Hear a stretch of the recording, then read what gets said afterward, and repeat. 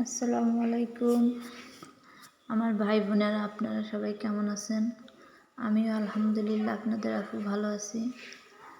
আজকে 2025-এর শেষ শুক্রবার, তাই এই দিনটাকে স্মরণ করে রাখার জন্য সবাই মিলে সিদ্ধান্ত নিলাম যে আমরা একটু বনভোজন করি।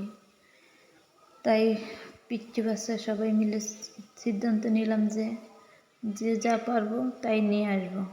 তাই সবার বাসা দিয়ে চাল, ডাল, তেল, পেঁয়াজ, রসুন, জিরা, কাঁচা ঝাল, ডিম এইসব নিয়ে আমাদের ছোটোখাটো বনভোজন।